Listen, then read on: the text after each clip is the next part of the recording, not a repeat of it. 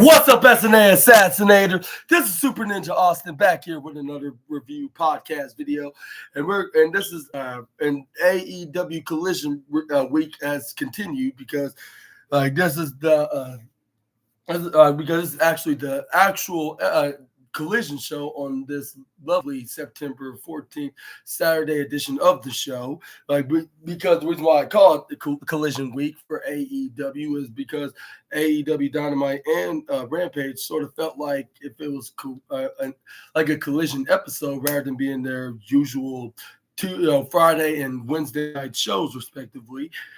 So I thought I might come up with a nickname for this week's AEW week, and that is Collision Week. Let me rephrase that. But without any further delays, let's get started. We're talking about the actual AEW Collision show with the scapegoat, the love crying people, Rivers driving in his charcoal barbecue grill like bus that he normally drives, which I'm still figuring out why did he drive that darn thing.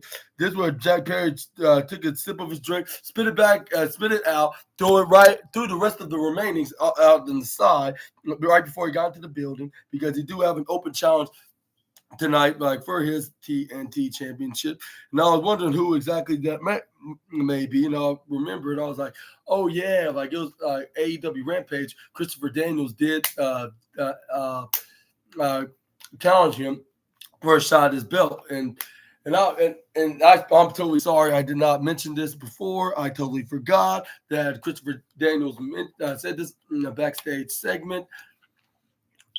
But yeah, it got me thinking like I know y'all, you don't like the guys, but you really gonna give yourself an opportunity for the TNT championship, even though that's what's all about, putting that title into on the line, and at least every other week for an open challenge, but really in this way though. But anyway, this is where we got the incompetent bald biscuit, or the incompetent bald biscuit head. Let me rephrase that. Got started with the scapegoat, but that's where fans start chanting for the incompetent bald biscuit's other nickname, the Fallen Angel. That's where they start grabbing around. This is where he put him right into the upper left side onto the turnbuckle, and this is where he tried to slap him right into the chest. But this is where Christopher Daniels move out of the way, he slaps the turnbuckle instead. Is where we got Christopher Daniels hit some forearm strikes and then a knife edge chop. This is where he Irish whipped him right to the bottom right side. Christopher Daniels go for a forearm strike right onto Jack Perry in the diagonal corner. This is where he tried to explode a suplex Jack Perry, but this is where Jack and elbow strike. I'm like, oh no, you don't. Like, not today. You can't. Then Christopher, and this is where he did elbow strike. This is where then he go for another knife edge, which I believe that's definitely going to get him the number one first place spot onto the MV list, if not FTR, which we're going to get into later in just a moment of this video. This is where we got Jack Perry. But this is where we got Jack Perry. They got hit with a waist lock. This is where he got sent right into the left side, but he bounced back right belly first rather than back first, and he had a rebound clothesline onto Christopher Daniels. He started whacking him with right hands repeatedly right onto the head, onto Christopher Daniels. That's where Jack Perry's who's here to try to step up to me, the scapegoat. That's where the Christopher Daniels get back up and try to stop him from torturing the fans even more. This is where he tried to go for suplex, but he ends up getting countered by Jack Perry. He's really suplex on his own, tried to go over a pin, but he only got 2.2. He splashed right onto Christopher Daniels when he went to the upper right side. He went to spinning neck breaker like if he was Dolph Ziggler, or should I say Nick Nimitz these days because he's going by his real name. That's where he tried to go for a pin, but however, he gets a kick out at 2.3. But this is where Jack Perry started putting his foot right on the back of the neck of Christopher Daniels, which started stomping right on down, it started making him choke. Until he can't breathe anymore, at least on his own. This is where he kicked him right onto his neck. This is where he was like, "Oh, my head." Where we got. That's where then he put his foot right onto the chest. That's where then That's where the referee then started counting slow, which is what made Jack Perry pissed off. Like when Christopher Daniels kicked out at 1.9, and this is where I was like, yeah, like I have to hand it to Jack for getting angry on this because the referee was counting a bit slow, but the referee thought, I'm gonna count more quicker, like because that was a bit too slow. That's where they started going for strikes into each other, playing wrestling tennis but Christopher Daniels started to chop. Jack Perry had enough of playing this game. This where he started holding on to him and started trying to gouge his eye. But like, hey, you can't do that. Like if you don't have a seeing device, how are you gonna manage the fight range, man? And this is where Jack Perry's like, that's the point. And he's like, yeah, but you could get disqualified as well.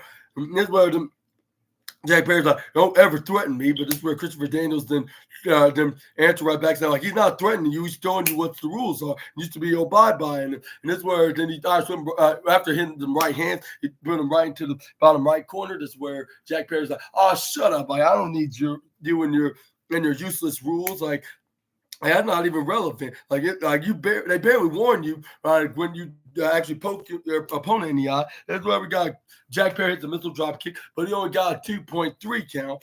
This is where and then Jack Perry was like, that's where he started kicking him right to the back of his head. It was like,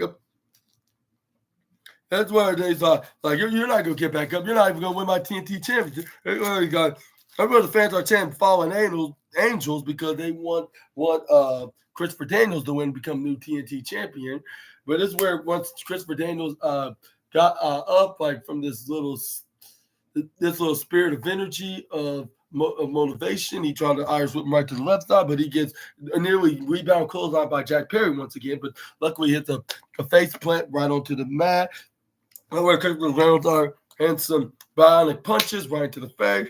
That's where then he dips from right to the left side, to the right side. But this is where he gets countered by Jack Perry. This is where he hits a boot up and hits a flatline in STO. This is where he got back up. He was on fire. This is where Christopher Daniels hit a forearm strike with Jack Perry right to the upper left side, landing right there. Hit a vertical suplex. That's where Christopher Daniels like one more move, and this is where then Christopher Daniels picks him up, put him right into his shoulders, going for a Death Valley driver, which that's the one thing he nearly made me happy with is that maneuver, which he did so, but not on that first attempt. When Jack Perry tried to escape out of it, he runs right to the bottom corner side, and then this is where he hits him with the DVD, which is the same move I call AVD. That's when I almost forgave him, but he only got a 2.6 count, and I was like, okay. Like he almost got me there because he paid homage to me, even though he did not know he did. But that's where but once he got back up trying to hit the fairy tale ending, this is where Christopher Daniels then gets flipped right over by Jack Perry with him going for like an arm wrapping pin, but it's where Christopher Daniels countered him and went for a sit out pin. He kicked out of that. They were kicking out to each other until they got back up. And until Jack Perry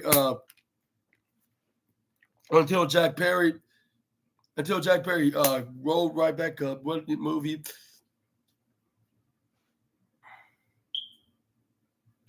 What movie was called? It was the.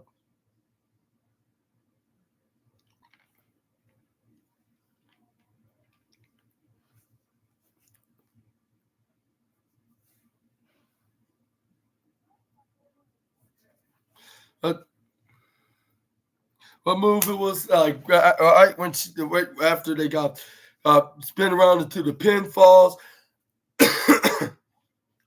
That's where we got Christopher Daniels trying to go for a rolling roll up, but this is where he gets pulled right back over. This is where brought back up, but this is where what's his name? Jack Perry hang on to the rope, making sure that he knocks it only himself back first into the ground. Jack Perry went right to the upper left side. Get ready to hit the running knee, which is his own version of the psycho knee. And he gets the 1, 2, 3 after hitting it onto the Christopher Daniels. That's where he quickly just left, and he's just gave everybody the finger. He went right back into his barbecue grill on wheels, like of a bus. And then this is where he went to his next stop.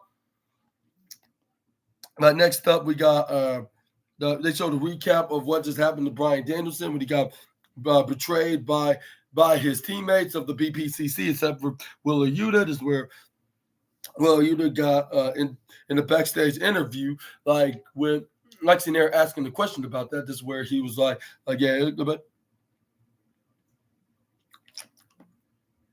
it's where then Wheeler Yuta then only gave a few words. He's like, yeah, for like he was like, yeah, that was very tragic for not only just him, but his wife Bree and his two kids. And they share too much, but yeah, he's doing the best he can right now.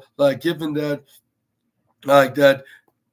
he did survive from that suffocation. But I wish I could answer more of your question, but I forgot my boots, which I believe he but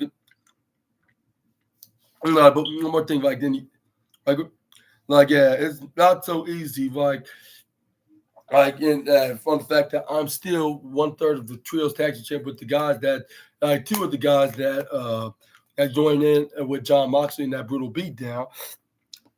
And then she asked some questions about his match against Anthony Henry. Just where he's like, yeah, he's one hell of a competitor. He's incredibly tough. I gotta give credit when he's not being taken lightly, of course. And that's where then he start apologizing for not saying much. He was thinking a lot of things at the same time. And that's where then he went off and just get ready to his match at the later on. But before we got that match coming up, that's where we got Mark Briscoe and Kyle O'Reilly of the conglomeration coming out, a team with Hologram to take on the premier athletes, Tony Nese and what's his name, Arya Daivari, Beast Morto, that voluntarily teamed with him, because Hologram's going to be teaming with the conglomerations of Kyle O'Reilly and Mark Briscoe. This is where then we got Smart Mark Sterling with not wouldn't stop running his mouth anytime soon. This is where he was like, we got.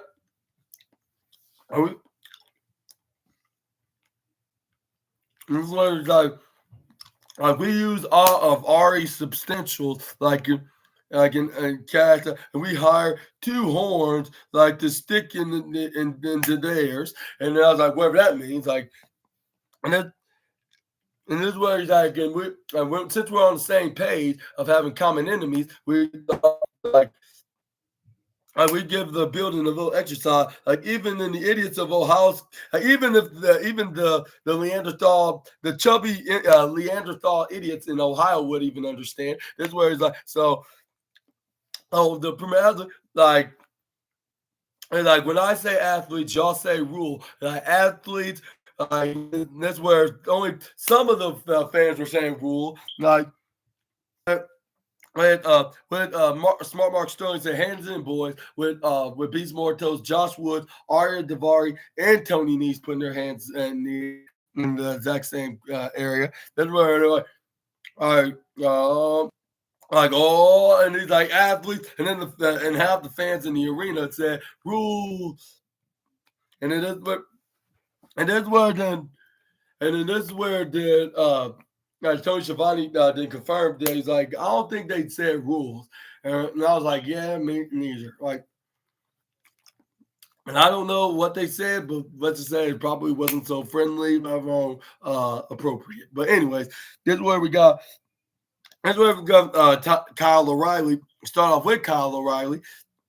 And then we try to go for a waist lock, but Tony Nese trip him over, got him right into some kind of a head guillotine choke in the ground. But this is where we got Kyle O'Reilly got back up, counter out of his grasp. He hits him with a wrist lock.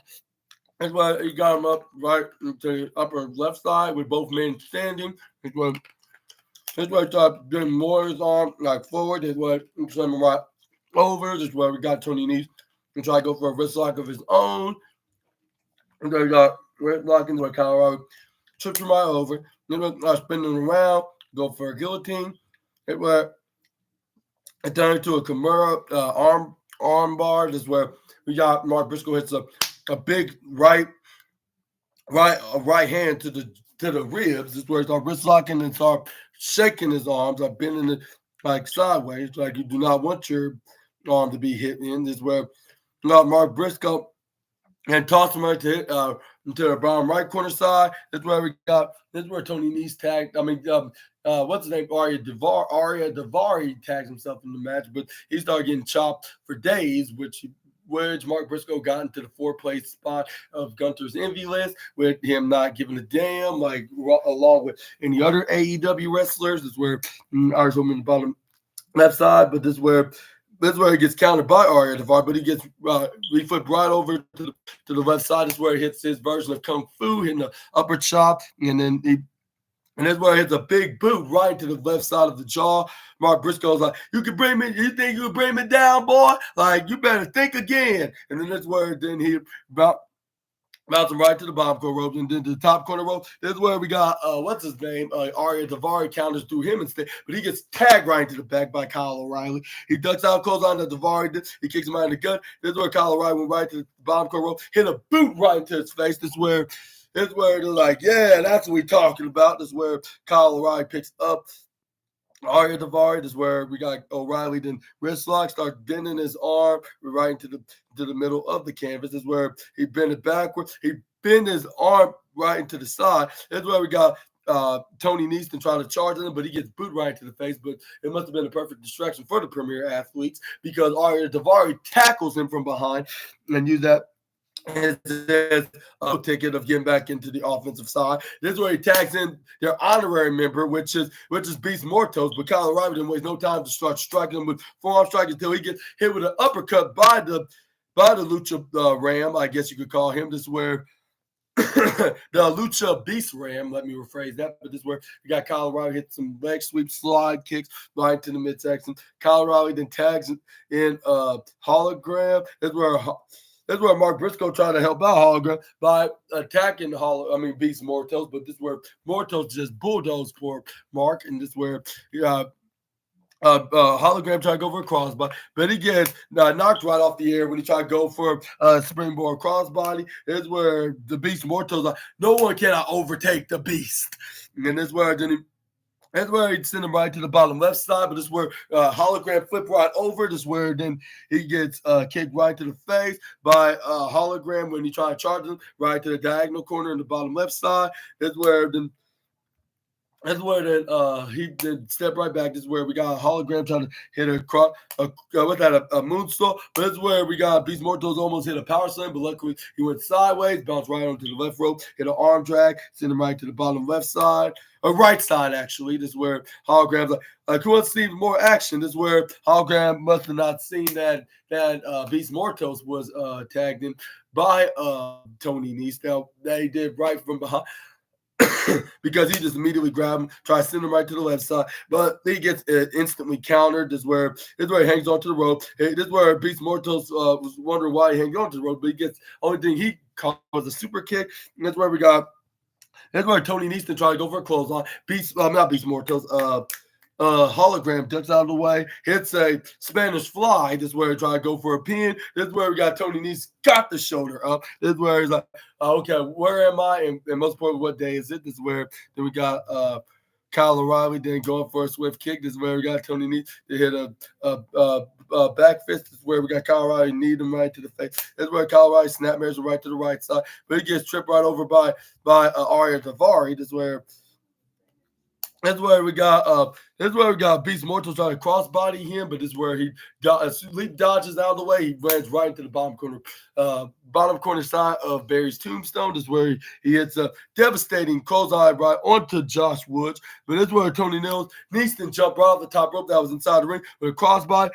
That's where then we got Josh Woods and Smart Mark Sterling and what's his name? Tony Nese and Beast Mortos were doing a four-way stomp down onto poor Kyle O'Reilly, which that triggered both what's their names? Mark Briscoe and what's his name? Mark Briscoe and Hologram, but they eventually got back in the ring and continued the action with Tony Nese tagging in Arya Davari, and doing some double teams and even triple teams with Beast Mortos. This is where we got But Colorado managed to counter out of any other upcoming double teams that they had in mind with Arya Davari tags in what's his name, Tony Nese back in the ring, but this is where Colorado started double teaming. Started double hitting both men until he tags in Mark Briscoe. Mark Briscoe then finally got the hot tag, making a comeback. This is where he started laying out some fists right onto not only Tony Nese but also Arya Davari with Tony Nese then Mark Briscoe tried to throw Arya Davari right into the bottom right side. He gets countered. He ends up hitting the drop kick onto Beast Mortos out of the ring. This is where Mark Briscoe tried to go for a German suplex. This is where we got what's his name? Arya Davari tried to go for a German suplex, but he failed to do so when Tony Nese tried to go for a clothesline by doing a combo with Mark Briscoe kicking him right in the face, and then he goes for a step up insecurity while he was right on to Arya Davari. This is where we see Mark Briscoe ducks out of a clothesline, hits a spinning fisherman's plex. This is where he tried to go for a cover, but this is where we got Tony Nese got the 2-point. I'll say the 2.3 count. Like this is where we got Mark Briscoe to try to go for a double underhook, a J driller. But this is where Tony Nese out of it, but he did got help free with what's his name? Beast Mortos hit a headbutt, went standing right to the top corner rope. This is where he tried to close arm out of the way, but this is where we got Mark Briscoe flipping him right over. And this is where then he hits the crossbody right after he tags in hologram. But this is where we got Tony Nese hits a European uppercut. He was too fast for the luchador. This is where he flips him right over. This is where we got Tony Nese to try to go for a clothesline, but this is where he flipped right over. This is where then he got it right into powerbomb and power drive position, but he decided to turn it into a Canadian destroyer. This is where then we got Mark. This is where then we got hologram try to go over a pin, but Arya Davari stopped him at the last second. Arya Davari then throws him right out on the outside. Kyle O'Reilly started hitting some forearm strikes and started going for a leg strike kick and a knee strike that knocked him so hard he jumped right up on the middle rope and fell right to the left side. Kyle O'Reilly then with a flying knee. This is where then Kyle O'Reilly to try to get back in the ring, but this is where Kyle O'Reilly tried to go for an insecurity kick, but he blocked it, but he gets hit with his leg sweep and he trips and hits back first right onto the hardest part of the ring,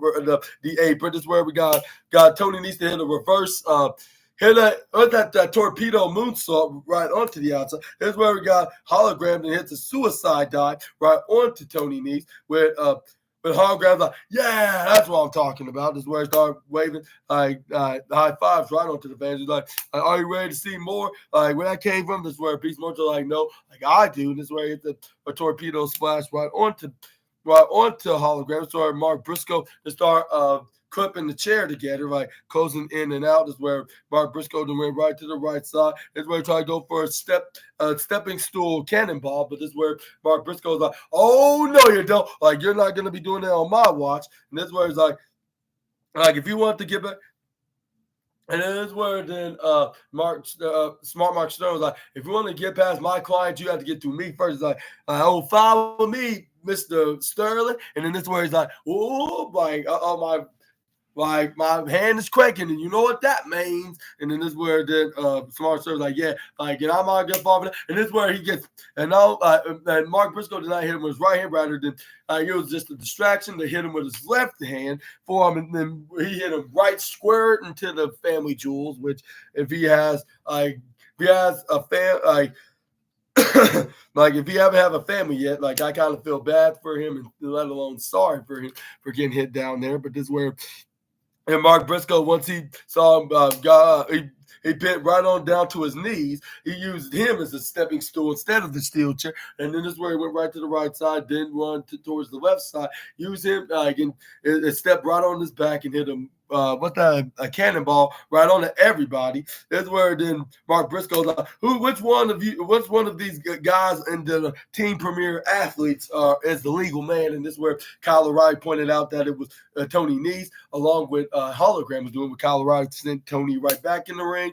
That's where I got Hologram and hit the springboard tornado DDT, spinning tornado DDT to be the exact. And that's where we got Hologram and rolled right into The crucifix pin is where they got the 1, 2, 3 afterwards. Winner of this match, Mark Briscoe, Hologram, and Kyle O'Reilly. And I'll give a huge congratulations to these guys in this match. And I will have to give this match I'll say the second place spot, because number one is FTR and Grizzled Young Veterans. It was exactly like high expectations. Like, it was something that we want to watch, like in any main event shows in professional wrestling, most specifically WWE and AEW. But anyways, yeah. But after the match is where we got Beast Mortos trying to ruin the celebration, but Mark Briscoe, with Beast Mortal trying to attack, what's his name, Hologram. But this is where, luckily, his conglomeration friends, Kyle O'Reilly and Mark Briscoe, send him on the outside. Here's where Kyle O'Reilly's like, I want you, Beast. Like, yeah, you and me. Like, I want you in the future AEW match. And then this is where Mark Briscoe hold on to his Ring of Honor World Championship. He's like, yeah, we are the winners. And then this is where Kyle O'Reilly's like, hey, you okay, bro? My brother. And this is where then we got Orange Cassidy took on this is where Orange Cassidy they showed the hype video of Orange Cassidy participating in a match at CMLL along with Chris Jericho take on Mystico for the I believe the CMLL World Championship. Like, I believe he is the championship, which he came up short with. But this is where Chris Jericho kind of went what's that sore loser mode. So he sent his biggest and tall student from the learning tree, the Redwood Big Bill, to hit a big boot on post match, and they double team him until Orange Cassidy came in. He hits the Orange Punch, which is the same move that he'll never hit me with. But yeah, this is where we got a backstage interview with Renee Paquette, like asking about that, along with being in this program with Orange Cassidy. But this is where she was like, oh my God, like, I got to get out of the way. And this is where Bill hit a big boot right onto Orange Cassidy's face, like how he did this past week against, what's his name, Mystico, like after he beat his teacher, Chris Jericho. Big Bill didn't hit a big I said, now this is where then he sent him back first, right onto the garage door. This is where we got Brian Keith took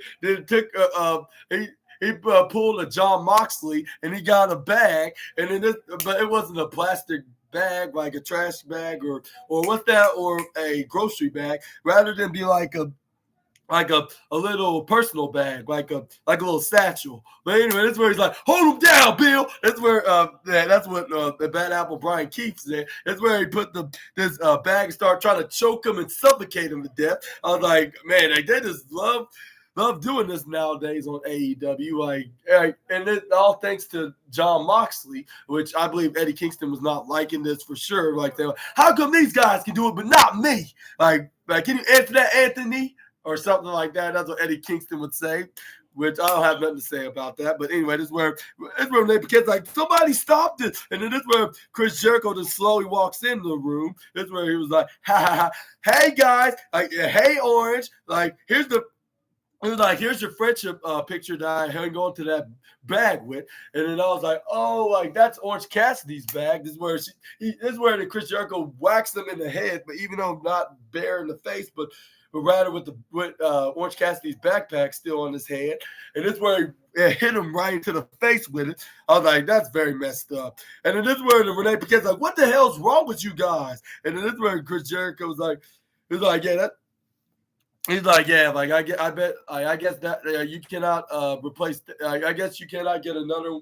You cannot.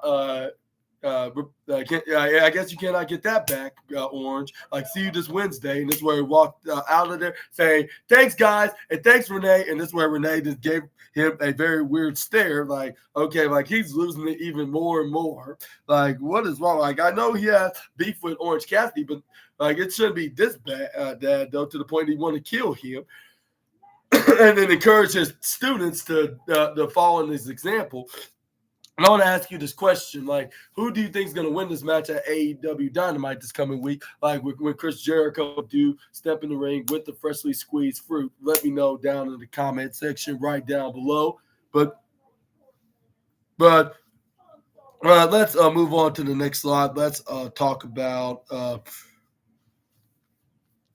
This is where we got Willer Yuta's match was up next. This is where then he faced what's his name, Anthony Henry, in a very decent match, which I would give it the fifth place spot. I'll say Jack Perry versus Christopher Daniels. I would hate to admit it, but I would have to give it the fourth place spot. Like, why not? Like, because like the third place goes to Serena Deeb versus what's her name, Yuka Yakazaki, I believe that's where her name is. But we're going to be talking about more about her in just a moment. But this is where we got Kyle. I mean, not Kyle O'Reilly. Well, I'm talking about Willer Yuta's Kyle O'Reilly.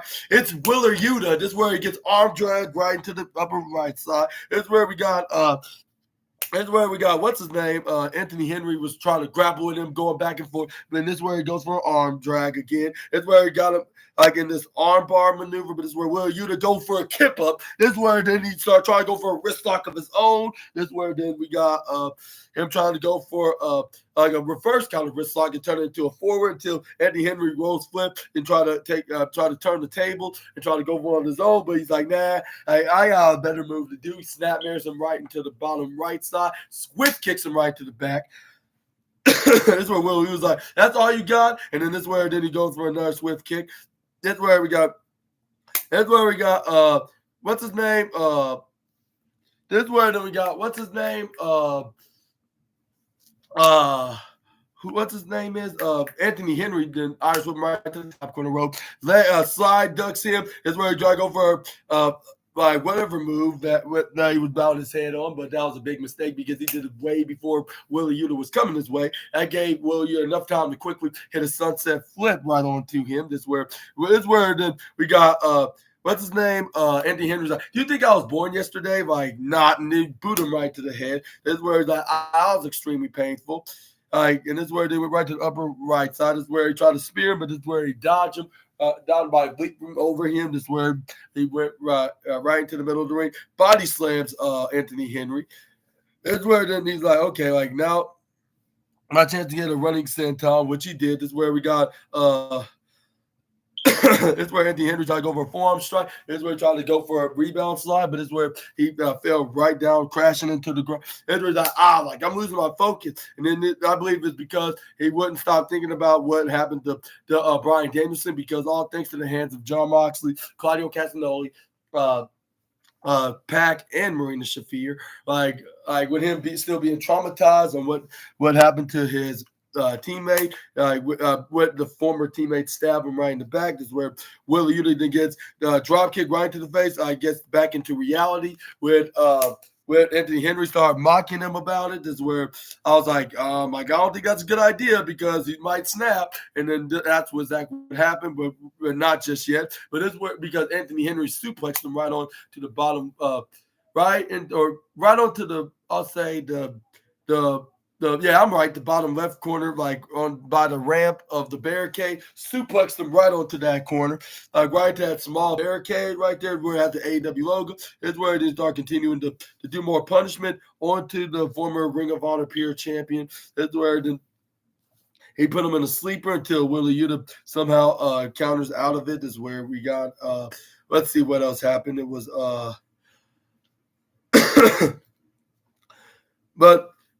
But this is where he tried to go for a move. But this is where we got what's his name? Anthony Henry's like, nice try. Like, you cannot take me down. And this is where he's like, are you still sad about your about your mentor being nearly choked out? Like, oh, get over it. Like, and he started mocking him by punching him, like to the point that he got more angrier and angrier and angrier. Like, you're sad that your teammate Bryan Danielson's not here. Like, oh, like that's too bad. And this is where what's his name? Like you're just a helpless loser, or that's what Anthony Henry was basically saying. Like, oh, you're nothing but a little helpless and clueless loser. This is where then what the Will he's like, oh yeah, like prove it to me. And this is where he started hitting him with the fist, and he sent him right to the bottom left corner. Like right after he got hit with those punches, this is where he started stomping right to his midsection. This is where the referee was like, all right, like stop it, like you don't want to get DQ. And this is where Will was like, get off of me. And he pushes him right to the upper left side. He's like, I'm gonna give you a warning. If you do that again, you're gonna get disqualified. That's where the Will you did to start stomping right to the face, and then and of course, Nigel McGuinness will point out that he put his hands on the official. I was like, if it was somebody else, like one of his favorite wrestlers, he wouldn't be saying too much about. He would have barely would have said, like, I'll be careful for doing that, like in a nice way. But anyway, this is where we got where you start keep stomping onto him. Like, and of course, yeah, Nigel McGuinness will criticize him considering his friendship with his arch rival ever since the Ring of Honor. But that's where we got where the Udo's like I do not need you to remind me this is not a no DQ match. This is where he hit the suicido right onto Anthony Henry when he went right onto the outside, started stomping on him. This way threw him right to the barricade, right to the bottom right side onto Barry's tombstone, and then he went to the opposite corner on the upper right side. This is where he sent him right back in the ring. This is where then Pete was like, I don't want to have anything to do with it. And this is where Will Udo's like, okay. But this is where he changed his mind and he spun around and boot Anthony Henry's cousin right into the face and slam him. And he fell right back first. And somebody better give him a medal of some sort for being the best seller in tonight's AEW Collision. I should say myself, but this is where we got Willie Udo that went right up on the top rope in the upper right side, hits a middle drop kick. This is where a big missile drop kick to be the exact. Willie Udo then went right to the kip up. This is where then we got Willie Udo to start hitting some elbow strike right into the right side of the neck, and then trying to damage him like to the point that he didn't even care that he take his life. But this is where he fell right down, like, and he just passed out and fainted. This is where the referee's like, all right, that's enough. You got him. And it's like the winner of his match by knockout, Willer Yuta. And that's where Will Udo's like, look, like, I'm sorry, ref, like for pushing you early. Like, I was just upset at the time. And I was like, yeah, like, maybe you made a mistake right there. Maybe you should take the frustration onto Anthony Henry for provoking you like that. That's where the Willer Yuta then walked right out of there, like, without his trios championship, which I wonder if they're going to follow this up with, like, with the Blackpool Combat Club, the former members of the Blackpool Combat Club, have possession of it. And it was like, yo, they'll say, yo, Willer, like, you totally forgot your what's it called? Your excuse me. Like, you totally forgot your what's that? Your trios belt. But that's where we got Lexi there in the backstage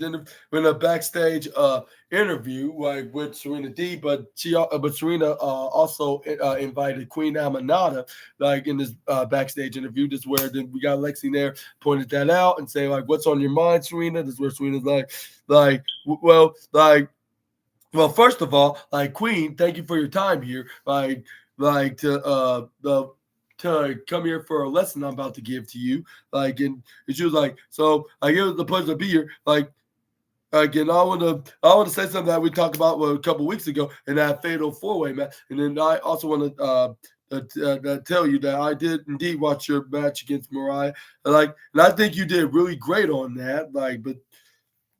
And you have a lot of potential here. But I did tell you a couple weeks ago, like, you're not quite ready for the big guns. And this is where Queen Emma was like, it is the true reason why you brought me here, like to point that out to me. Like, and I was like, yeah, I totally agree on that. Like, she may not be ready to be fully on top, but that doesn't mean that she's not been doing a perfect impression of getting there. Like, maybe she could be there more sooner than any of us think. And this is where we got Serena Deeb and Kadir like, yeah. And this is where she was like, however, I am very forgiving, Queen Emma. If we want to have a conversation with the professor, you know exactly where my locker room is, Amanada. That's where the Queen was like, you know what, Serena, I don't have time for this. Like, I have a match tonight. So if you excuse me, I'm gonna get ready and get geared up to to to be on my way to have my matches. Where then we got what's her name? Serena Deeb was like, oh, like Queen, like let the professor show you how it's done. And this is where the Queen Emanata was like, this is where that she was like, like, oh, are you really gonna be showing me something? Like, yeah, I'd like to see what lesson that you're gonna be showing me tonight. This is what she was like, and it's gonna all start with Yuka here. Like, as for you, Yuka, well, look at like you thought that stepping in the ring with the professor herself, like, is gonna make a name for yourself. Like, imagine what's gonna be like when you actually step inside of these Deeb's dojo tonight. Like, and I'll see you later, like Miss. I'll see you later, Miss Yuka, and this is where this is like, and bye bye, Queen and Lexi. This is where Lexi starts. I mean, this is where we got Queen Amanada's to stare like, okay, like, I wonder what's making her think that she's all that here in this division. Like, if she's not even neither the TBS or the AEW Women's World Championship. But anyways, let me know down in the comments down below for those that are aware of what your thoughts on this on both their respective matches, and also yeah, for those that are unaware, let me know in the comments who was your. And for those that were aware about tonight's AEW collision, all of you let me know who was your thoughts on who's going to win this match. And let's say it was like how I predicted it in a way. Well, at least on Queen Amanada's side of things, of course. But we're going to get into that in just a moment. But let's get to the slide. That's where we got. That's where they showed a vignette with what's her name. It was with what's her name? Anna Jay. Like with her, just like made a successful impact, like in her time in Japan for Stardom. Like, and this was she was like, and she was like, yeah, like after that, I was so tired and sore and beat up. Like, and I was like, if that was the case, like why you decide to like, why you decided to compete in Japan? Well, I'd say Gina wasn't complaining about that, of course, but it sounded like she sort of was. But she got to the point she was like, well, let me tell you what, I want more. Like, that was my point of making a statement to go to Japan, because like both of our women's champions here in AEW had experience wrestling in Japan, and then I want much more of winning championship, like. And then she was like, and I'll be lying if I did not want a shot at the AEW Women's Championship and both the TBS Championship. Like, she was like, and Mariah May, she's doing very good with that championship, but like, and she was like, and she forgot like that I still have some unfinished business with her. Like, and also, and what did she say? Like. What did she say? She made him send a message to both the Glamour and the CEO, but and then she was like, and she's Mariah's due for plenty of receipts, like and also never ever, and she also never stepped foot in the ring with the CEO Mercedes Moné, like, and also like, so let me make it easy for both of you. Like, if you want to see like what woman the Queen Slayer and a J has become,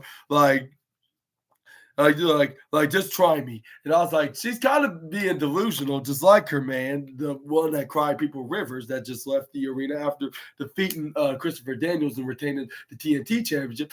I guess she's trying to be like a female version of him, of winning maybe the TBS Championship, and maybe even trying to win the Women's Championship, like when he tried to win the Men's AEW World Championship.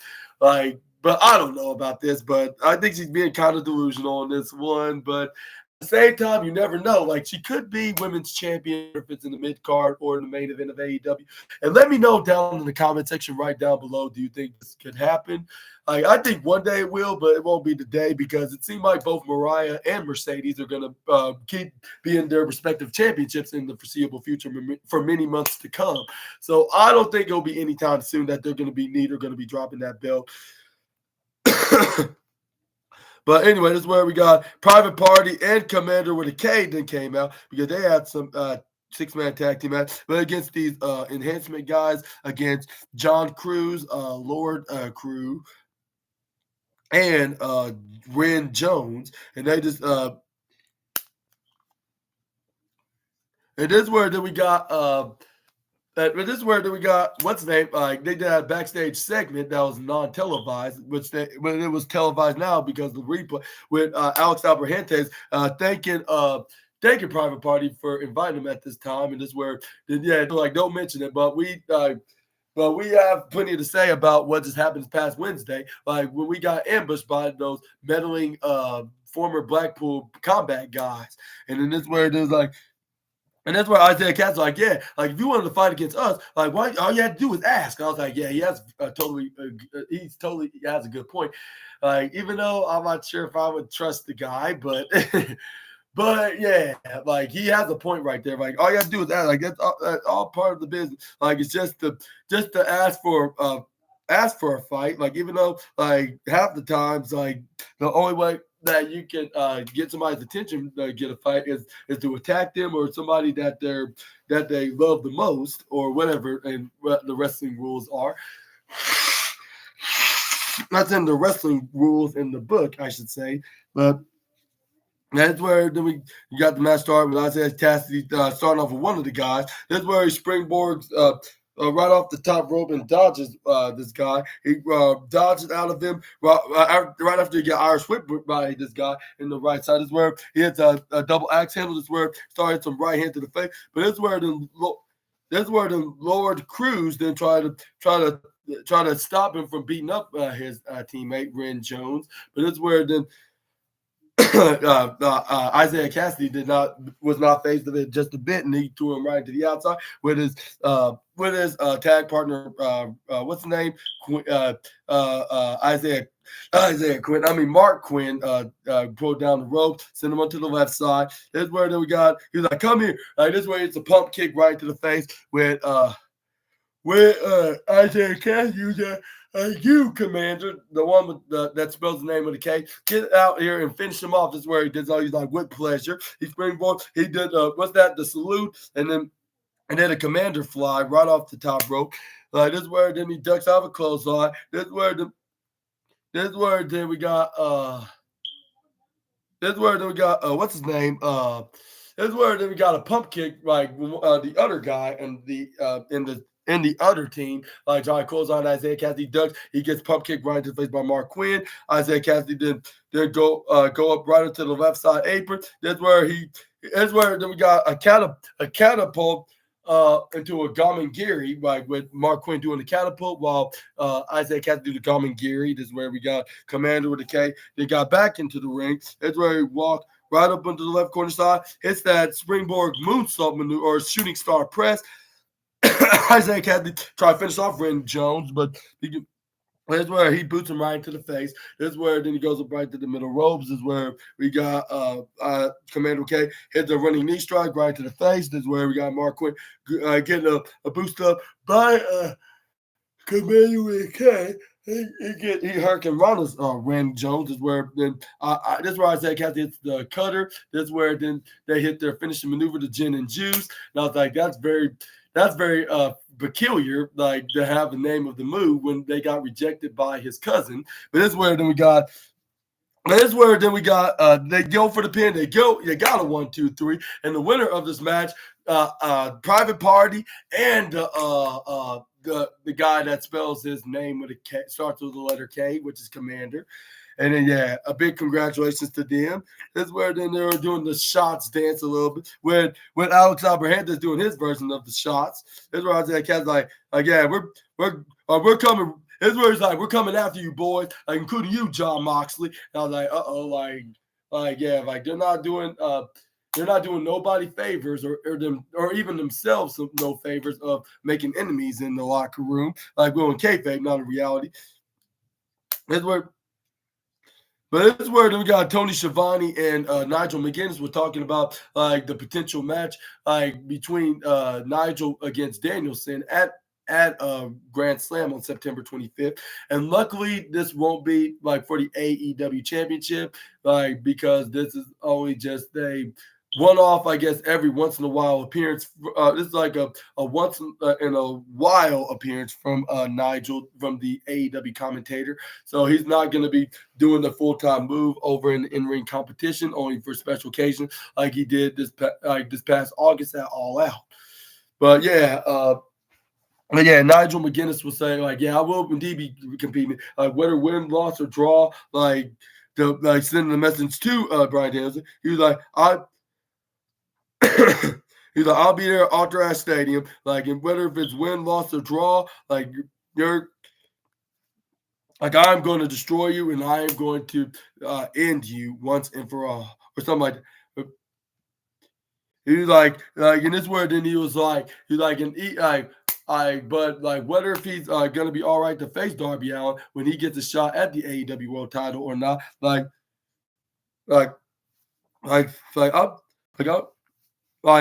yeah, like I said, like I'll be out there and Arthur State. But the question is, like, will Bryan be there? And then this is where they showed the recaps from their matches back 16 years ago in 2008, and in their clash at Ring of Honor for the top prize of the company.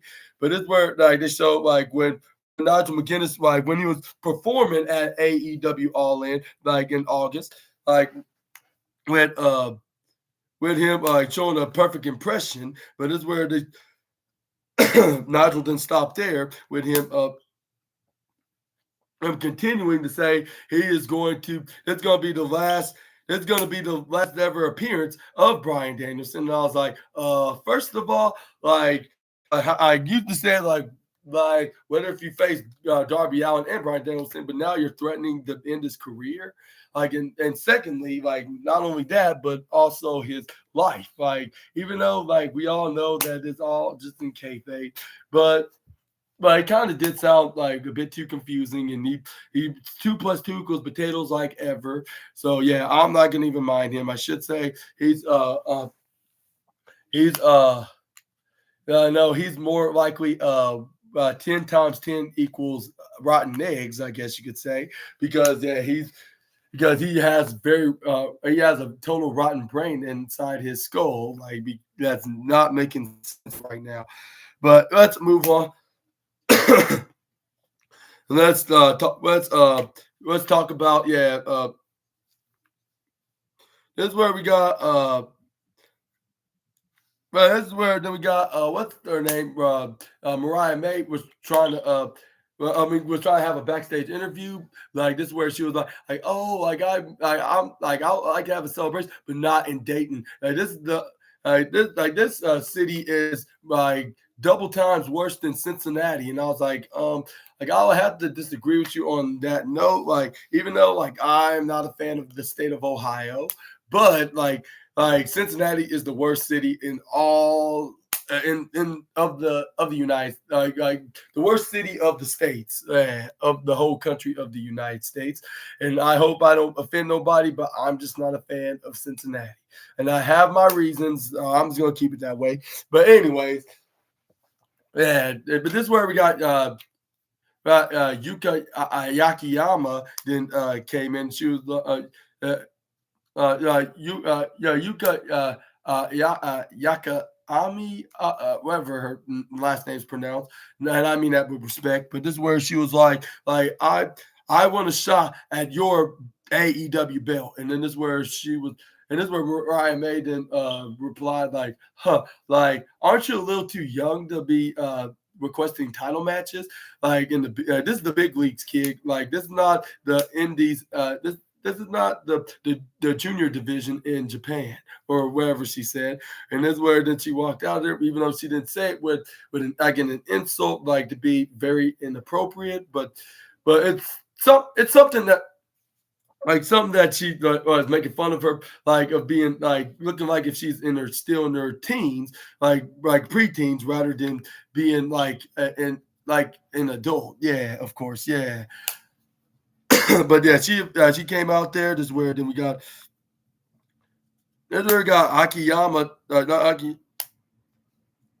Yoka Akiyami then got the match started. This is where before the match started, this is where we got the Glamour Mariah May then came out there, and it seemed like that what's his name, Nigel McGuinness was way too happy for enough to present her because he was very enthusiastic. He was like, "Yeah, like look at our AEW Women's Champion Tony, show some respect."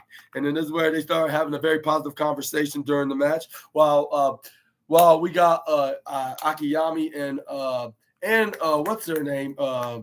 Deeb was trying to twist each other's arms off. This is where then we got this is where we got Serena Deeb started twisting and trying to show her a lesson. This is where we got Akiyami's like, no, how about here's a lesson from me, like for being looking so young and being so being not that much young, like I'm gonna show you what my experience is in the squared circle. This is where she started going for a wrist lock. This is where then we got what's the name? What's her name? What's that? Serena Deeb was going for wrist locks, forward, back, bending it sideways. That's where she right down. This is where it got bending sideways. This is where she started trying her arms. This is where then we got. This is where then we got. This is where we got Serena Deeb then go for a middle drop kick right to the back of Akiyami.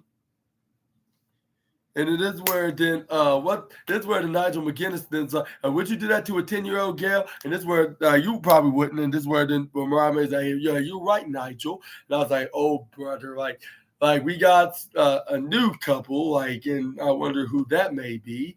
Again, not trying to throw any accusations. I'm just reading it between the lines. But anyway, this is where we got. That's where then Mariah. That's where the. This is where she was like, yeah, like I wouldn't want to do that. That's child abuse. And I was like, yeah, like that may be true, but at the same time, she signed up for this. Like, even if she is underage and if she is in the age of 10, like I don't think it does matter. And I was like, and that's kind of unfair. Like, even if she is a minor, like, how come they don't have Brody King, Brody Lee's son, Brody Lee Jr. in the AEW right now? Like, even though he has school and stuff like that, like, but still, like, he should be able to compete, like, in a part-time base, shouldn't he? But anyway, this is where we got.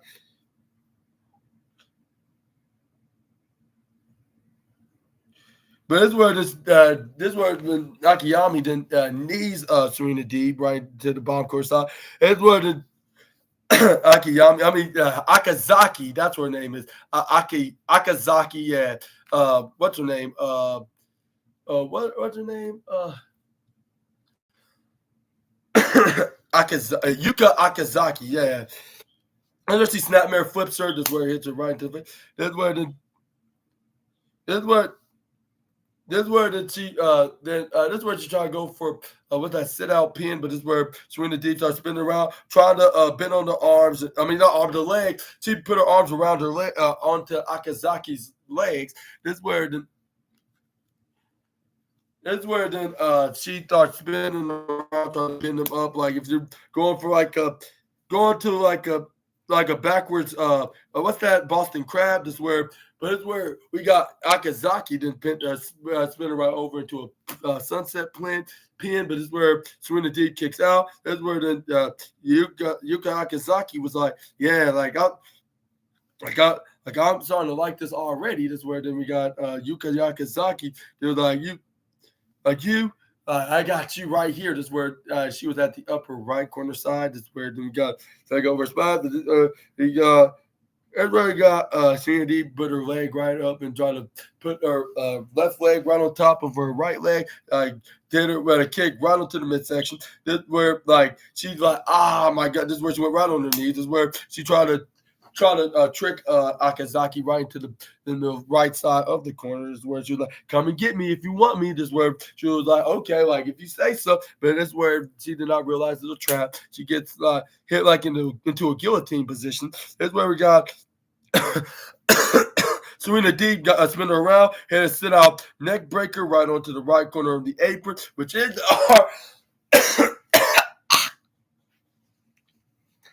hardest part of the ring apron. That's where then we got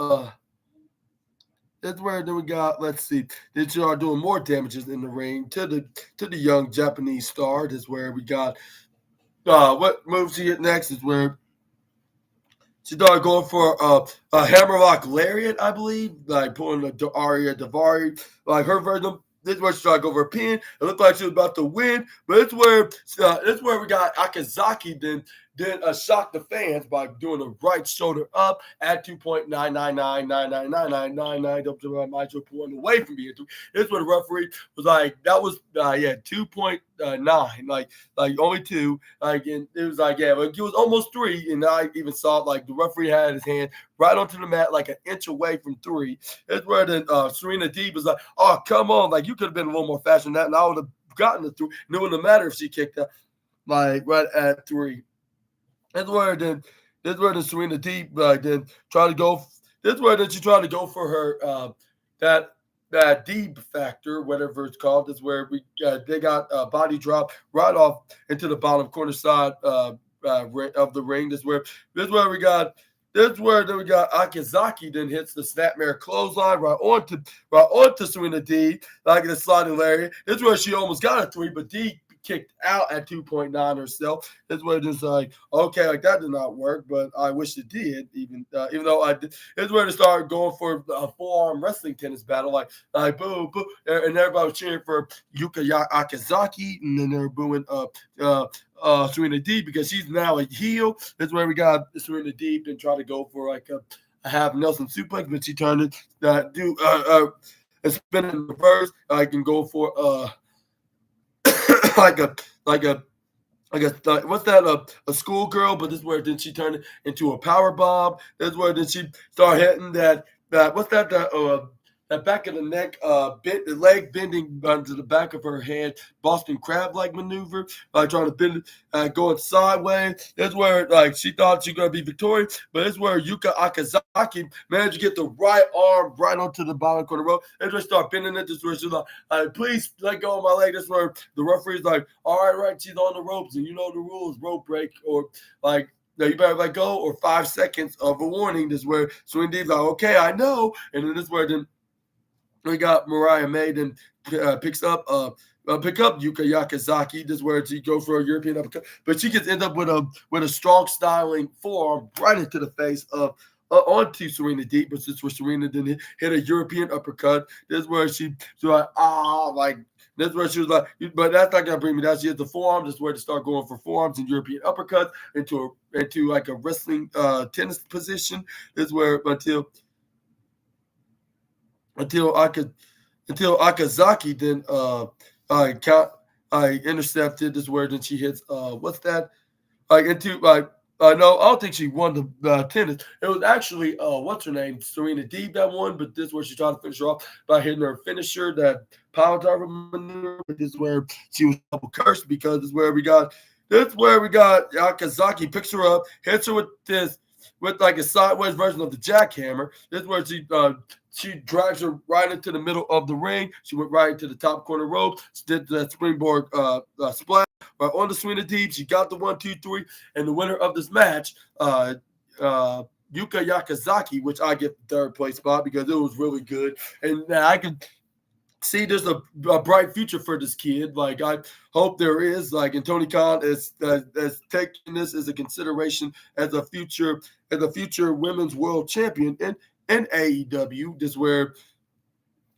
that she did a bow to everybody while raising her head. This is where she was like, yeah, like until I see you guys next time. But this is where she gets immediately attacked from behind by the current AEW Women's Champion, the Glamour Mariah May.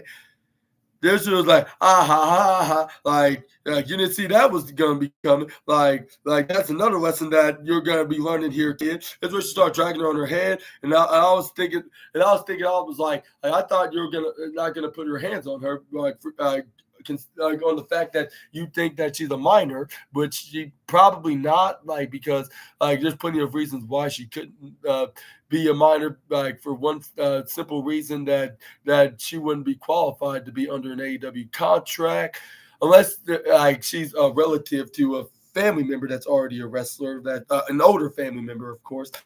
because don't you have to be 18 or older to be competing on pro wrestling companies like this, exactly and also the other company that's from Stanford, of course.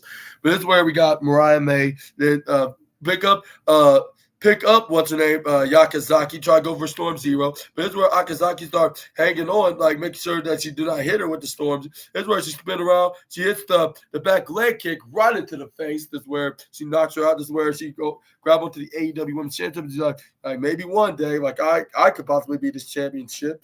And this is where she was like, but for now, you're remain as champion. But this is where they showed a little vignette of somebody in in their house that's bald and that's the color African American. I was like, gee, I wonder who that may be. And I was thinking perhaps it could be the returning Scorpio Sky. And I was like, it's been a minute the last time I saw the Kobe Bryant of pro wrestling been inside the square circle, most specifically on AEW. And I hope there's a very bright future for the former AEW TNT and Tag Team Champion. But let me know in the comments, but this is where you start watching matches onto taped DVDs, on his DVD player, and I was like, gee, I never thought that any wrestler would still have one of those, even though he's probably an old fashioned kind of kind of guy that watches all half of his program through DVDs. Well, don't get me wrong, I kind of do the same, but I watch it on my gaming consoles, I watch some some from a DVD. But anyways, this is where we got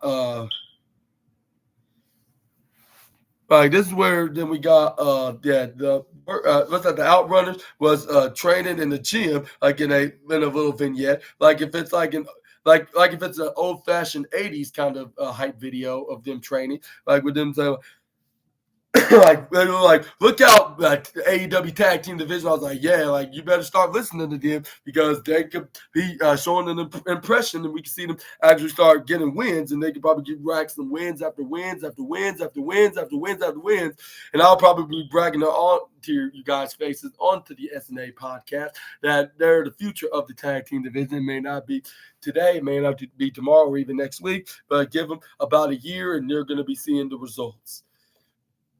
But let's move on to the next slide. This is where we got this is where we got the Bang Bang Gang, I believe, came out there. This is where they showed when the last time they took on the Cage of Agony, and that was back in almost a year ago when they became the AEW Trios Tag Champion. This is where they showed last week on Rampage, when the Bang Bang Gang challenged them in the tag team with them about to do the scissor. I'm not saying guns up, but this is where they grab onto their metaphoric gun-shaped hands, and then this is where there was I know gates open and now closed, and then scream right at them. This is where we got Juice Robinson to roar right back, saying you're not the only one that's a monster around here. Like I said, something similar to that. I didn't say monster, of course, but this is where we got.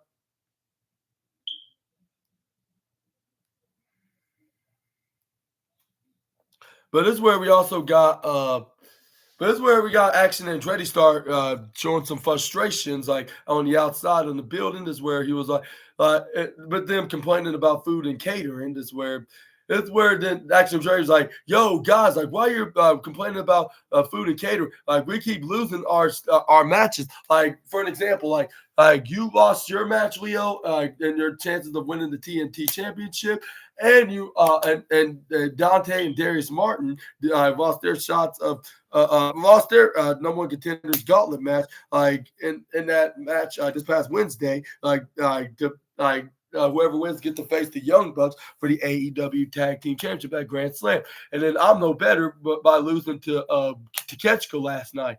I'm getting very sick of it. And then this is where he saw Dante Martin hold on to his food that he had left over from catering. He's like, yo, we're gonna complain about this. Why you're having this? This is where he tossed it right into the truck, and this is where then and Leo Rush and Layla Gray try to comment. Like, this is not what we need right here. Like, we need to there's got to be a change. Like what said Layla Gray, and this is where the action and Dre's like, yeah, you're right, and it's in. And it's gonna start right now. This is where it walks out of there. This is where this is where Leo Rush and Top Flight and Layla Gray was thinking like, I don't know what his problem is, like, but we better follow him. And let's hope he's not gonna make a decision that he's gonna be regretting for the rest of his life. And this is where they did that. And I was thinking, like, what kind of change we're going to be seeing with Top Flight? And do you think that we're going to possibly be seeing a potential heel turn? And do you want that? Let me know in the comments down below. I would not mind to see that. Like, actually, that would be pretty interesting to see if they'll be on that side. And maybe we can see them start winning more matches and maybe earning some opportunities. But let's hope for like the best for these guys and in their very toughest times of not gaining wins, much rather the complete opposite. But let's move on to the next slide. Here's where we got this very interesting contest, which I'll say this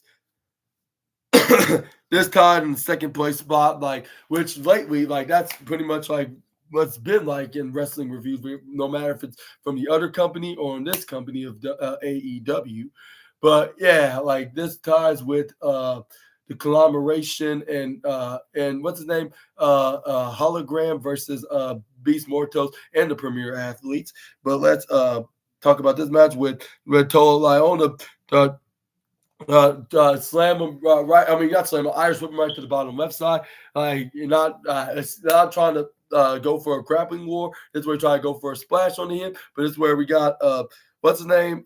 Juice Robinson dodged him out of the way and slapped him right into the rear end. And I was like, wow, like you really just do that? Like I thought he enjoyed doing that to his TIT woman. Well, I'm not gonna get into that. Just saying, like even though that was just a joking gesture, but like yeah, like just saying like like I believe we got the quarterback side because that's what Nigel Lee said. This is where he tried to go for an arm drag with Toa Liona being ticked off. He did that, but this is where he picks him right up, Irish whip right to the left side, not playing around. This is where he caught him when Juice Robinson tried to go for a crossbody. He gets body slammed right into the middle of the ring. This is where he tried to go for a diving headbutt, but this is where Juice Robinson like nobody can headbutt the Juice, and this is where then he wrist locks him. This is where he tags in what's his name tags in Colton Gunn. This is where he started wrist locking his arm until he gets kneed right to the midsection.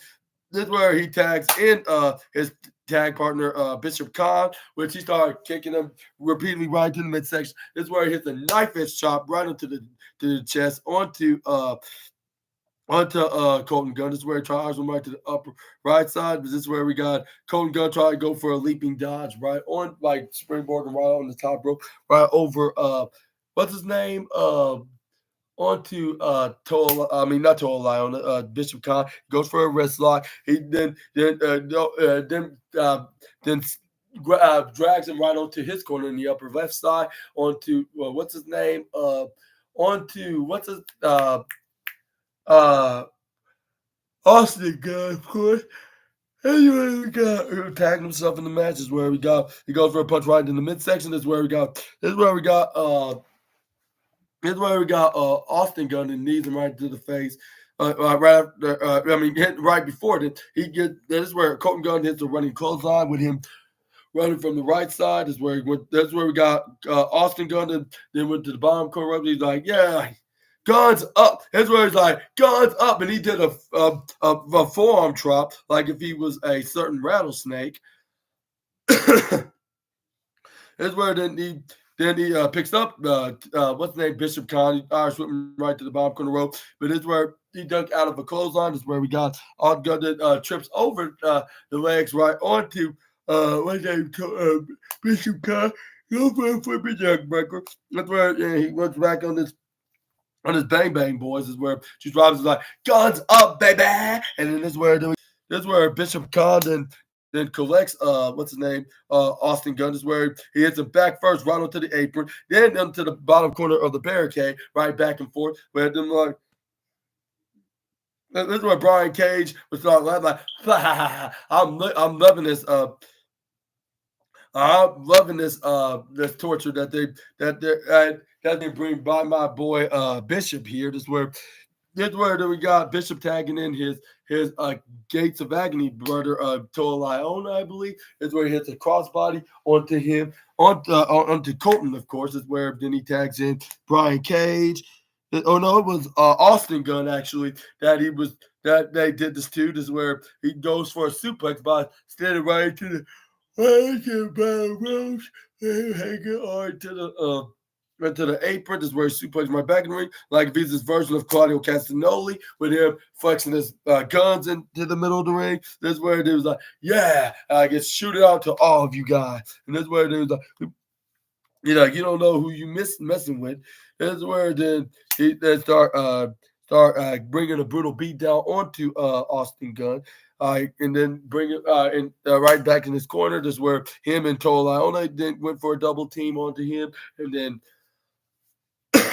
they're beating him down like a typical like a typical like a typical team heel would do, like in that, and make sure that they don't make sure they do not tag in their red hot babyface teammate. This is where that plan went backfired, and this is where we got Colton Gunn was on fire right now when he got the big old hot tag. This is where then we got This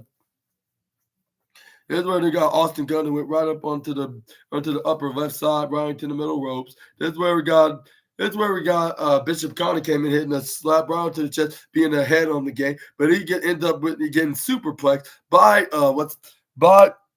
what's his name? Once he got off the top rope, hitting the vertical suplex to be exact, Colton Gunn. This is where we got Brian Cage trying to go for a discus lariat, but he gets boot right into the face by Colton. This is where he tried to go for a suplex, which he successfully did. It was pretty amazing. This is where he kicked Toa Liona in the midsection. This is where he tried to go for a suplex onto here, like he did to Brian Cage.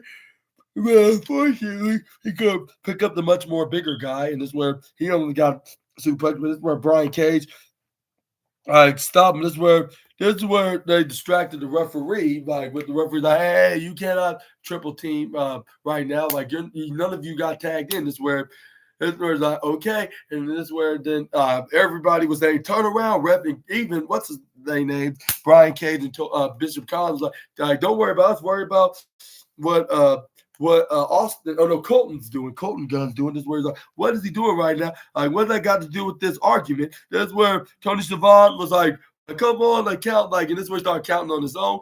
This is where Colton Gunn was like, oh, come on, like, you got to do everything myself. Here's where he's like, all you have to do is say get out and say it in a demanding voice, like so it won't get in your bad side. Like convince them. This is where it was like, okay, I'm doing that. And this is where he's like, yeah, now, like finally. And this is where he ducked out of a clothesline. This is where he's trying to look like, but he set his sights on Brian Cage, like if he's the legal man, trying to clothesline him out onto his off of his apron side. This is where, but he gets tackled by what's his name, Toa Liona.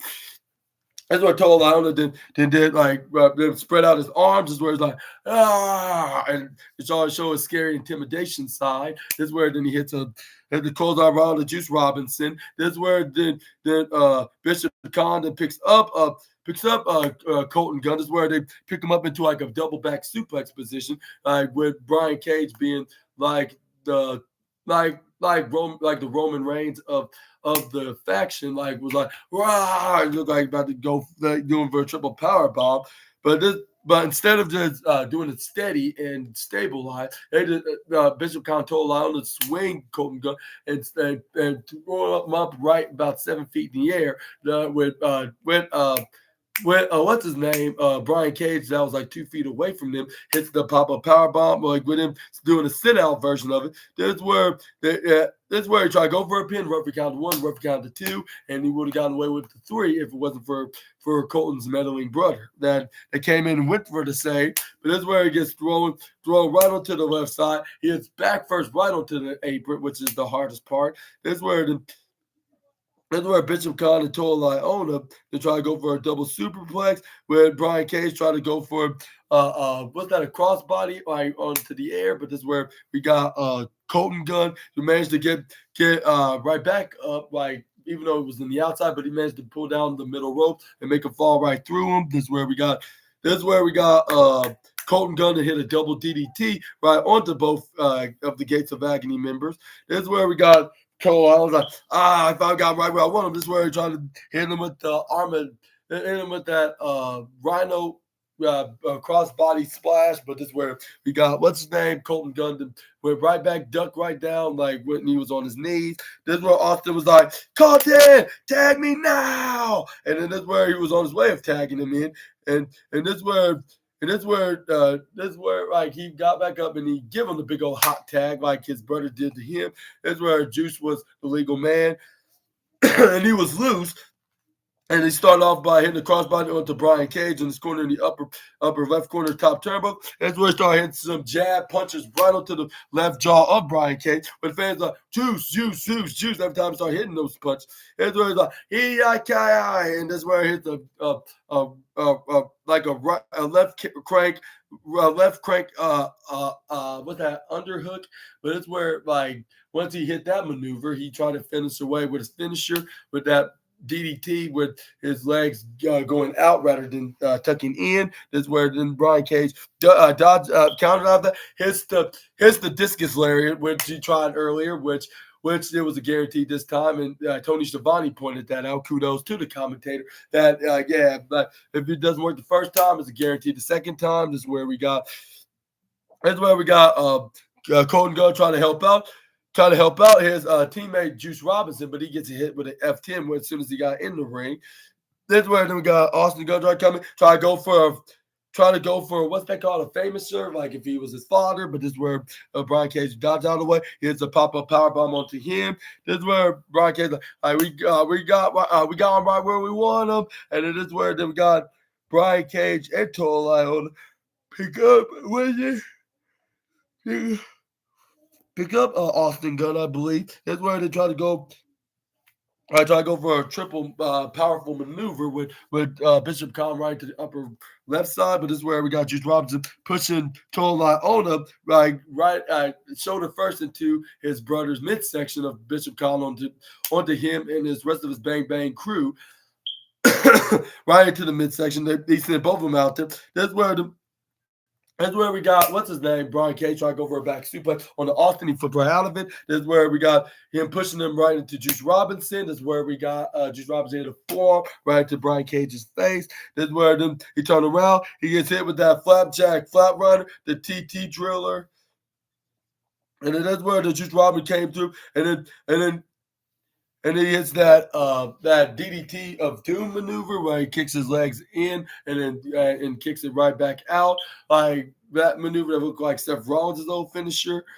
He hit that maneuver on the Brian Cage at the end. The first time didn't work, but it was a guarantee. The second time, like Brian Cage's discus lariat, he got the 1-2-3 pinfall, and the winner of this match, the Bang Bang Gang, and which is most specifically Colton Gunn, Austin Gunn, and Juice Robinson. And what was your thoughts on this match? And do you think it deserved to get the tied second place spot, or do you think it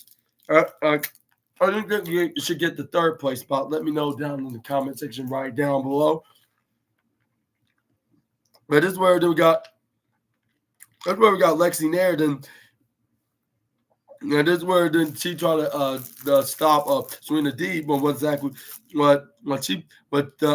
about her response and her loss. That's where before she could say anything, that's where Queen Aminata was like, right, well, I was supposed to learn that what just happened out there, and where then she gave a huge grant. She was on her way out to face Robin Renegade. That's where Serena Deeb then showed a very frustrating look, and I was like, I don't think Queen Aminata should have said all that, like, and gave grin like in that way, like, because we're gonna see what happens, like, if you cross the professor. But we're gonna get into that in a moment. But we're gonna be talking about what just happened out there, and these ladies don't get enough credit in AEW. Like, well, finally, like. Queen Aminata is being recognized in AEW as of late, and it looks like she's been promoted from being a jobber of becoming the jobber squasher. And even though that's not always great, but and show that AEW sees some future potential as a main event star one day in the company. But this is where we got. This is where we got her taking on what's her name? Robin Renegade, like with Robin Renegade trying to go for a guillotine headlock like maneuver. But where Queen Aminata got back up from that. This is where she then hits a sidewalk headlock slam. This is where I'm going to try to go for a pin, but this is where we got Robin Renegade kick out of it. This is where she started rubbing her face in. This is where she's running into the slide. This is where then we got her to turn into a crossface on Robin Renegade. And also, I wanted to point out that the ring announcer made it clear like where exactly Robin Renegade's from, and guess where she's from? Like in Dayton, Ohio, and they happen to be there tonight.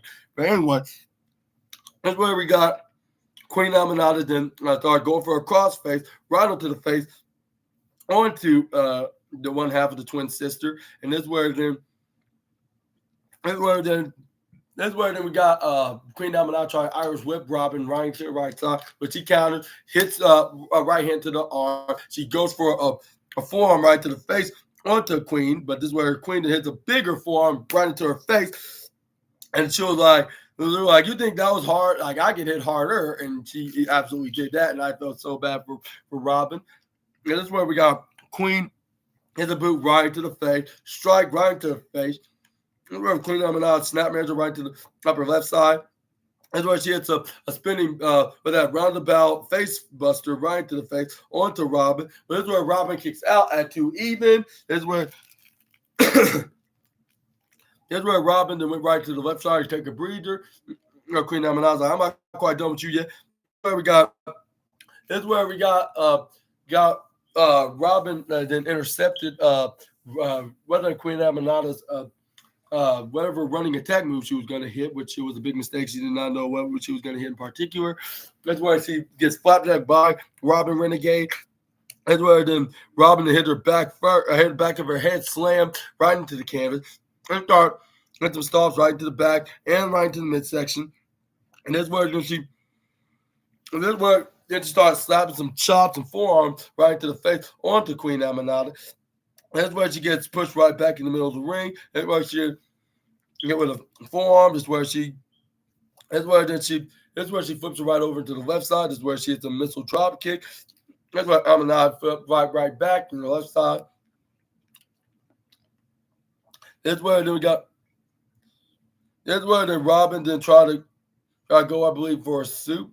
Do I go for suplex? But it was so hard to tell because Queen Aminata was trying to avoid getting hit with that maneuver, but it turns out that Robin was actually going to go for a DDT. This is where we got Robin to try to go for a pin, but this is where Queen Aminata then kick out at 2.1, I believe. This is where we got Robin Renegade was like, okay, what move I should hit next? This is where the referee's like, not yet. And they're like, okay, like I won't touch her just yet. Because where she managed to pick her up. This is where she tried to go for a suplex onto the AEW Queen. This is where Aminata then counters hit a twisting neck breaker right onto the one half of the Renegade sister. She sent her right to the upper right side. That's where she tried to go for whatever move in the corner, but she gets slapped right into the chest by Robin. But this is where Queen Aminata did a double hand to the chest like if she's a female Keith Lee. This is where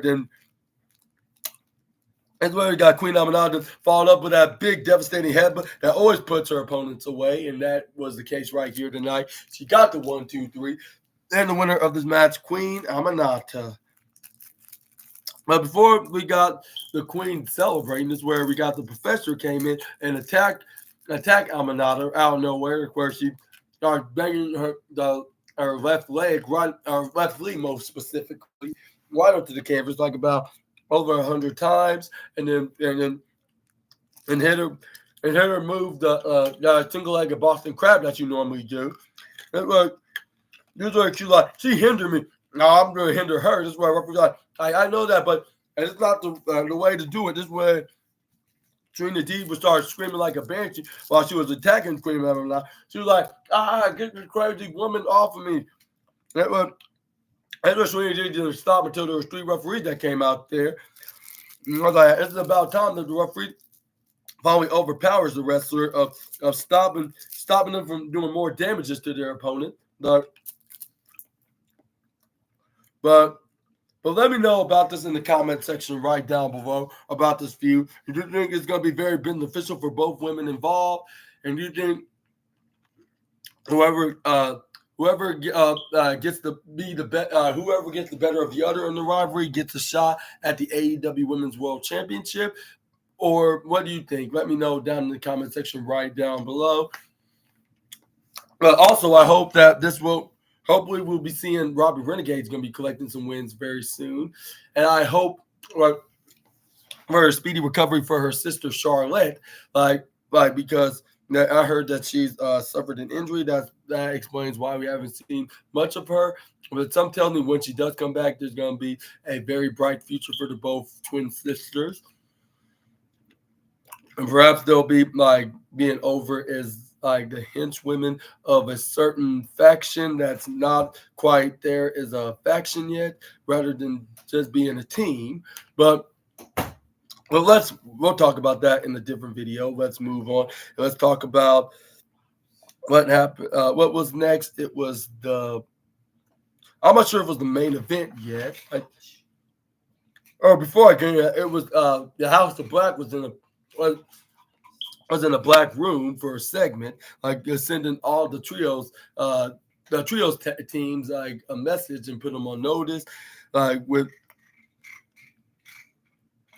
Bunny Matthew, I believe, started the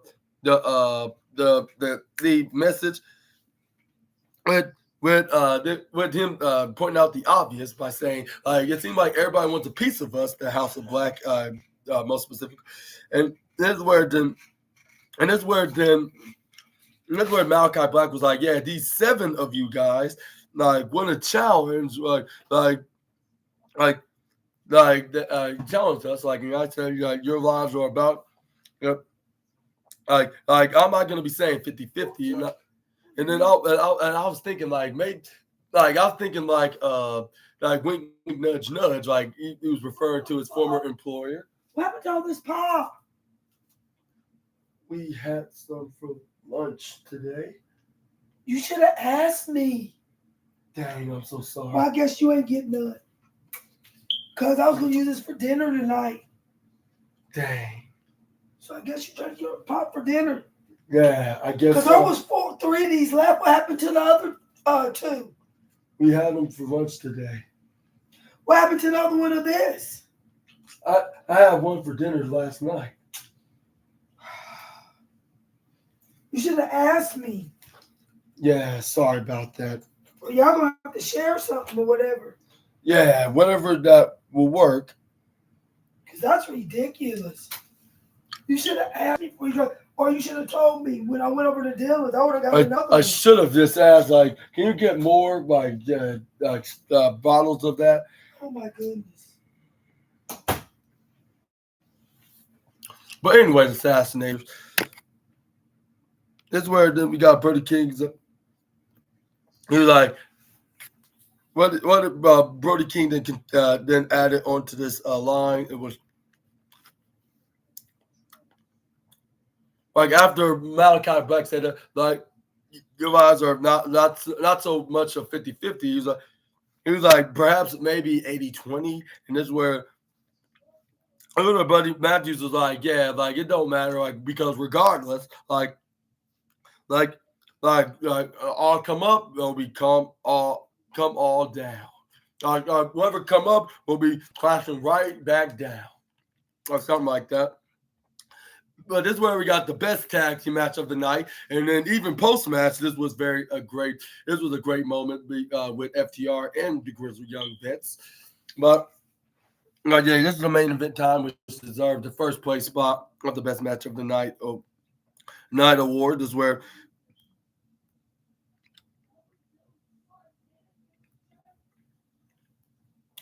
we got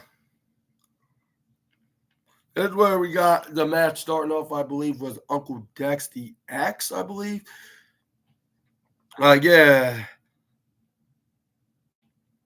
I was Dex the Axe and I believe Zach Gibson, I believe. Yeah, it was start with them going on the grappling war. That's where then we got Dax. That's where then we got Zach Gibson kind of won right here by sending Dax the Axe right into the left corner.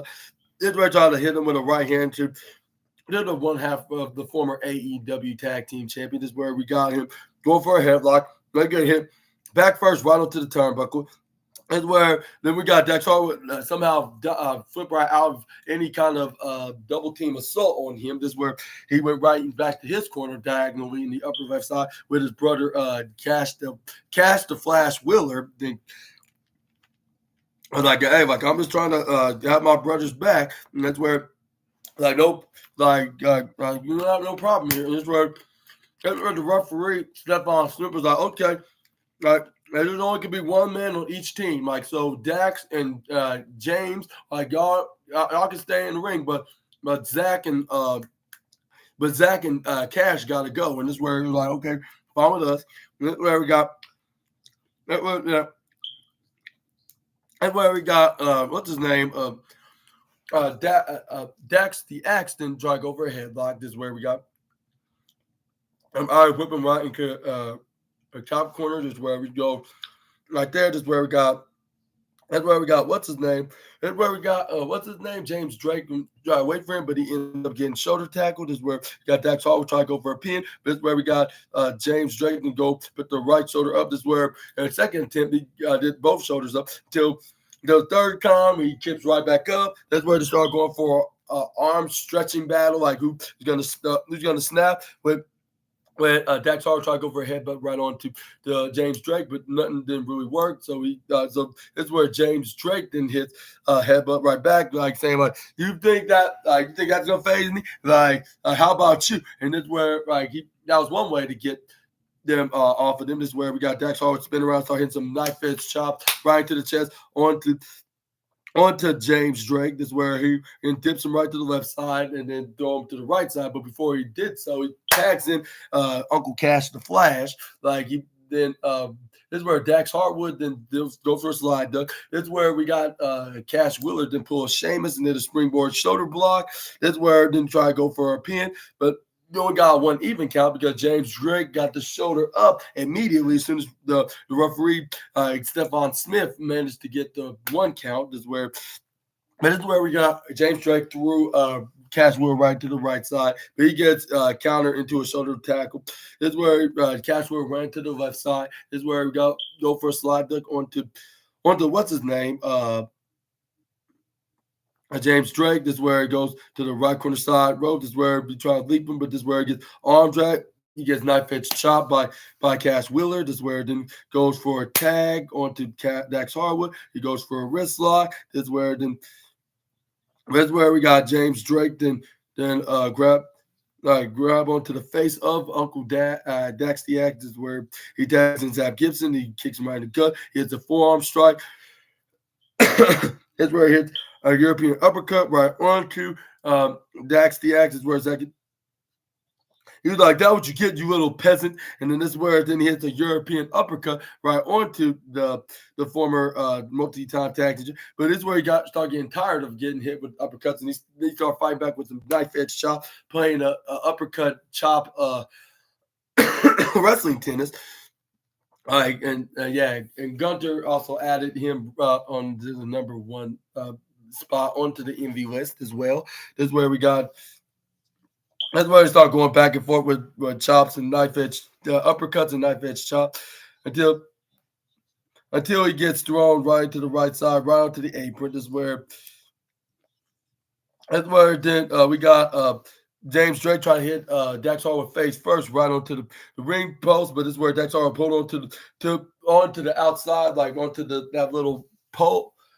stick that's holding up the turnbuckle. This is where he elbowed him and he hit some face first right to the turnbuckle on the upper right side. He hits a right hand to the face onto the Zach Gibson right out of the way. This is where he hits a shoulder bump right to the midsection of the James Drake. He goes for a sunset flip into a pin where we got Zach Gibson to try to go hold on to his teammate James Drake, but this is where we got Cash Wheeler then fly over into the upper left side, into the outside on the apron by sliding right onto the apron, hit a clothesline right onto Zach Gibson, which Dax Harwood got enough advantages to hit a sunset flip with right onto the bottom.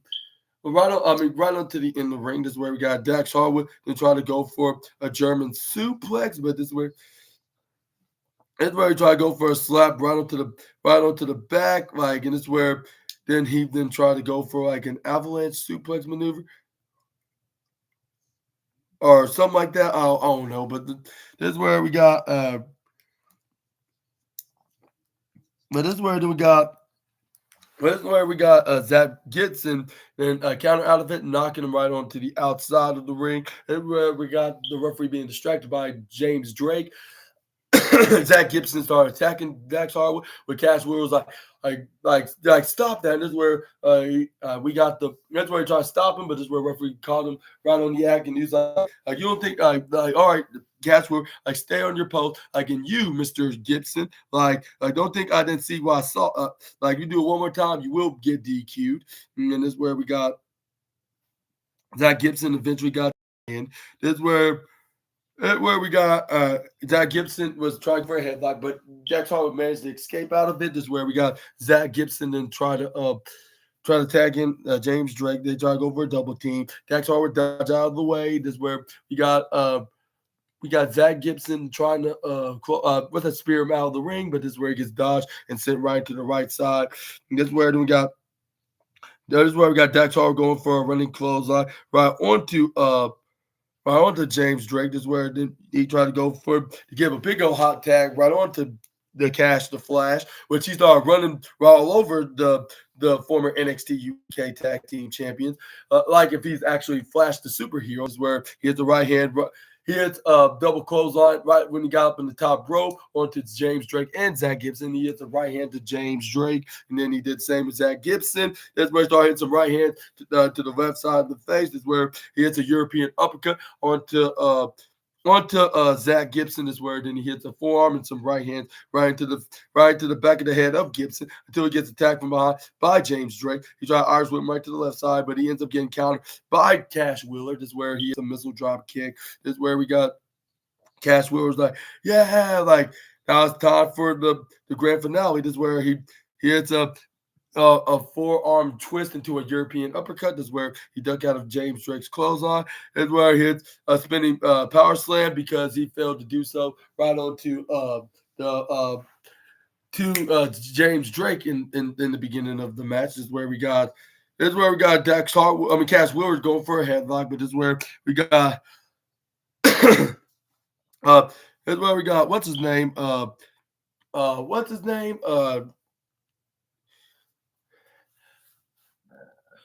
Oh no, what I'm talking about? No, it wasn't after. It was before. Yeah, exactly. Yeah. And this is where we got Zach Gibson, Irish whip, Cash Wheeler on the left side. This is where he didn't try to go for a power slam the same way like he did to his teammate, but it wasn't a guaranteed the second attempt. He got hit with a inside cradle for 1-2 of 2.9. He nearly pull went out of that. But this is where we got.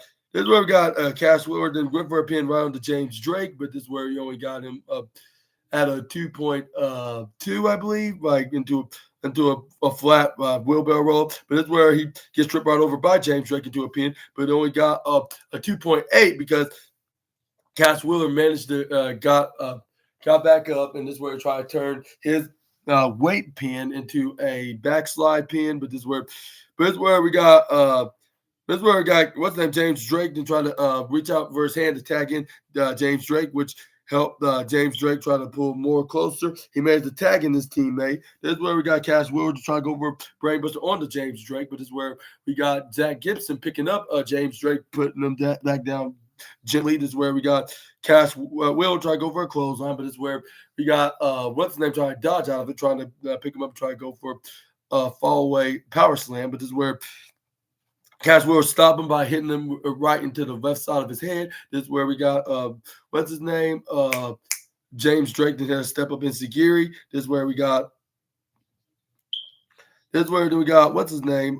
James Drake was like, okay, like now it's time the grit your teeth finisher. This is where they were getting ready to do so, did the move, and while gritting their teeth while doing it. But this is where we got Cash Wheeler came in, saved day, being a good brother. This is where he dragged out what's his name, James Drake, and then to the left side of the ringside area, while Cash Wheeler could go for a backslide right onto right onto Zach Gibson. But this is where he was like, like, oh, forget this, and this is where he slide right over the ropes.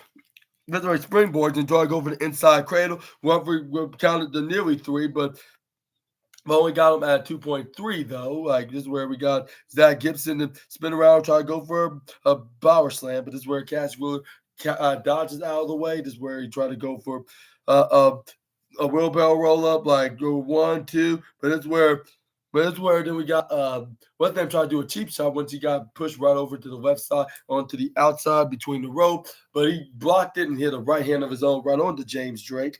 That's where then we got Zach Gibson went for the schoolboy roll up, but despite that, he still only got a 2.5 count with Cash Wheeler kick out of that. This is where then we got. That's where they start ducking out of the clothesline and start using it as a wrist lock advantage. That's where until one of them actually gets the clothesline right, which it was none other than Cash Wheeler that was doing so. That's where then the Dax Hall was, all right, tag me in. This is where he tagged him in. This is where then he put Zach Gibson's head between Uncle Dak's legs, like to get ready to do a pile driver, for them to do their double FTR pile driver. But that's where we got Zach Gibson managed to knock over Cash Wheeler. Fans were booing and all like that, like what he just did to their favorite tag team of the night. But this is where then we got, or even overall in professional wrestling, genuinely. But this is where we got a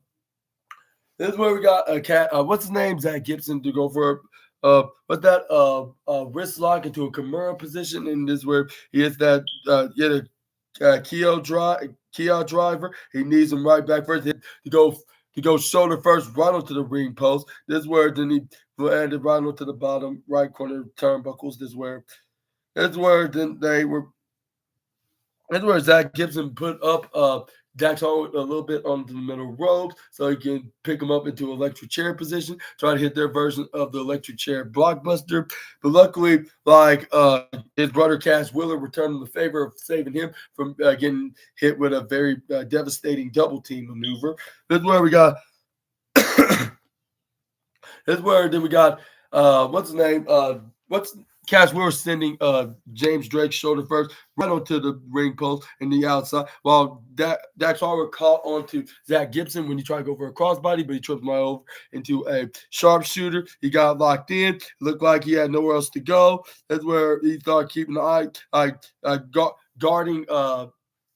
guarding his brother Dax Harwood so he won't get meddled or get messed with and his submission move ruined, like which that was the case right here. Like Zach Gibson had nowhere else to go. He don't have no other allies other than his best friend and tag partner Zach Gibson, but he was already taken out on the outside. He had no other choice to tap out, which he did. That's where FTR got the win. They had their little bit of their moment, but I have a little bit of a moment of celebration. What Cash Wheeler at least did, because Dax Harwood still was in the sharpshooter, like despite the bell rung, like and their music started playing, and the lady ring announcer nearly announced as the winners until they got attacked by Zach Gibson. Well, first it was Dax Harwood that got it. Like when Cash Wheeler was at his back turn, is where Dax Harwood. Cash Wheeler tried to help out his wrestling brother out to try to hit some right hand on Zach Gibson to stop. But this is where the numbers advantages were getting the better of them, like with with what's his name, James Drake, then hit him right in the back, like with a single axe handle. But this is where he fall right back with a right hand right into his face. This is where we got Zach Gibson put the double hands to the throat. This throat shot. This is where they try to hit them with their double team maneuver, that grit your teeth, clothesline, trip over maneuver, like. And that's where they try to go for again, but this is where we got somebody to save them, and it was none other than the boys that they're finally getting their pushes in the tag team division, the Outrunners. And then this is where they came out. This is where we got Turbo Floyd and Truth Magnum close on them right out of there. I was like, yeah, don't underestimate these guys. Like I've been saying, like they had a future ever since they were jobbing out to the more popular tag team. This word and FTR is like, thank you guys, but we you did your best, y'all did what was needed here, you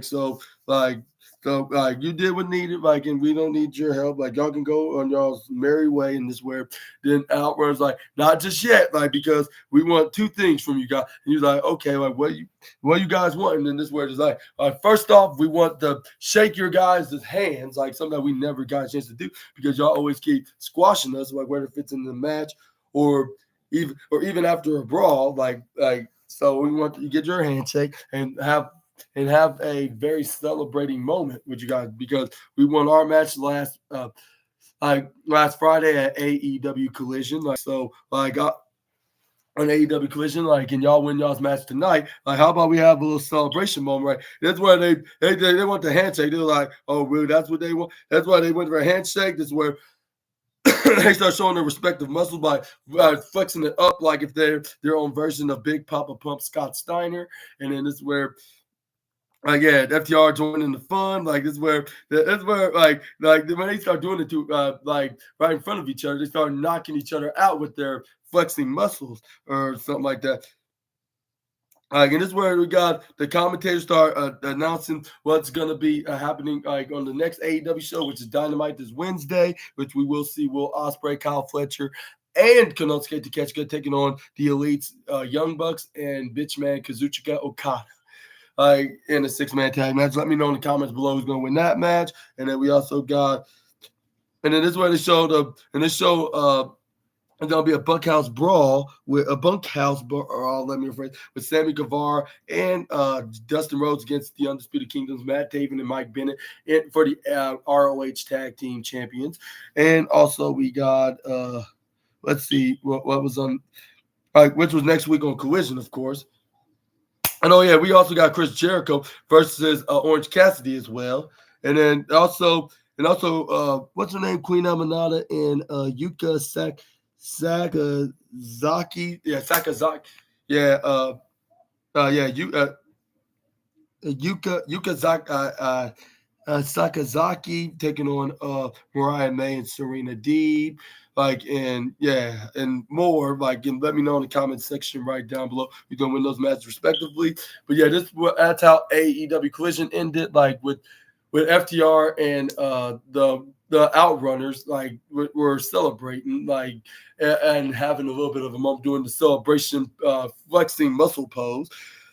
And this was we like to see y'all give it a try, and they did it, and it was very momentarily great, and I hope that this won't be the last time we see the Outrunners having such a big moment with a top tag team like FTR. Well, I would say not exactly team with them, but I'm saying they be on it'll be closing out the shows, whether if they're in the match or in the segment or whatever reason they're out in the ring, and on screen on TV, of course, But yeah, some tells me give them about a year and their future is gonna be bright in the tag team division. And we're working on this now, and if they keep on doing this, we could see some new AEW World Tag Team Champions. I'm not sure much more sooner than now, but we're just but just keep watching, and it could be it could meant to be for these guys, And for those Outrunner fans, like, do you want to see them getting pushed like to the moon by your favorite by your wrestling promoter, Anthony Khan? And do you like it when I call him Anthony Khan rather than just Tony Khan? And do you think do you guys think I should call him that more often on here, or do you think Tony's more just better when it comes to properly referring him onto a topic? Let me know either way in the comment section right down below. But yeah, that's the end of today's today's collision review video on September 14th, 2024. And I hope you assassinators enjoyed today's video. And also, I would give AEW Collision for being a really good show with matches and a few segments, like with us, giving us like a reason to watch AEW Collision, like which we got, Orange Cassidy versus Chris Jericho, and then we'll see what's next with Queen Aminata when she faces Mariah May and Serena Deeb, two of her probably her top arch competitors as of late, along with her teaming with Yuka Sakazaki, I believe that's what her name is. But yeah, let me know in the comments down below who's going to win any of these matches. And like the 3/4 of the Elite taking on Will Ospreay, Kyle Fletcher, and Konosuke Takeshita as well. But yeah, again, let me know either way who's going to be walking out with the victor what's that on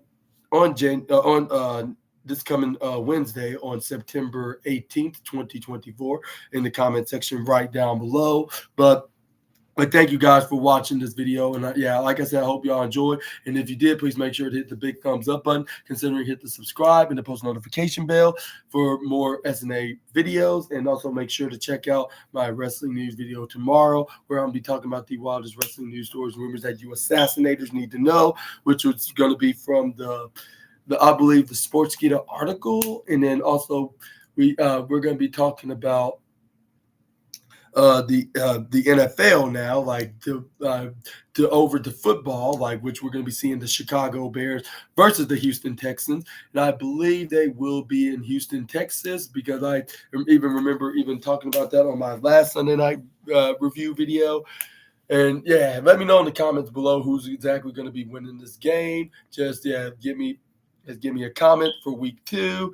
And yeah, we're going to be seeing some other teams going to be playing. Like, too bad I won't be recapping them in details. Only just going to be giving a little cameo recap of saying who exactly won, like on the Sunday afternoon games, while I'm talking about the Sunday night football review. But let me know in the comments who's going to be winning. But whoever wins, if it's the Houston Texans, expect me to be wearing my blue mask and blue cape, even though they're like navy blue rather than being normal blue. But yeah, that's still a blue, and so it really doesn't really much matters or make a difference, even though even though it's exactly a totally different blue, but it, like I said, it's the only one that I have, and I don't have a navy blue, at least not yet. But maybe in somewhere down the line, I could be wearing a navy blue accessory. But if Chicago, but if Chicago wins, then expect me wearing orange, like to make it fair, like with like those that want to see something like a different color, and I'll. Like, I would say redundant, like if we wearing blue anyways, like of a guaranteed. It's just that Chicago sometimes wear orange as well, like along with their navy blue. I kind of like the Chicago, not like they are the Chicago Bears, but they're kind of like the Denver Broncos. Like sometimes they wear their navy blue jerseys, and sometimes they wear their orange jerseys. But yeah, I'm just gonna make it fair, like for those that are like for the ones that wearing blue, like which is the Houston Texans, I'm gonna wear blue for that, for like whoever, if they win. But if Chicago wins, I'll wear orange. But give me your bets on like who's gonna win the game, like on tomorrow night's Sunday night football review. But yeah, like this is the end of today's review video for AEW Collision, and I hope y'all enjoyed, and I hope y'all having a fun and safe rest of your Saturday night. And I'll see you guys on the next video with some more SNA content. Until we meet again, Super Ninja Austin out of here. Bye bye, my assassinators all alike, and I hope y'all take care and have a fabulously awesome night. And I'll see you guys again soon. Bye bye.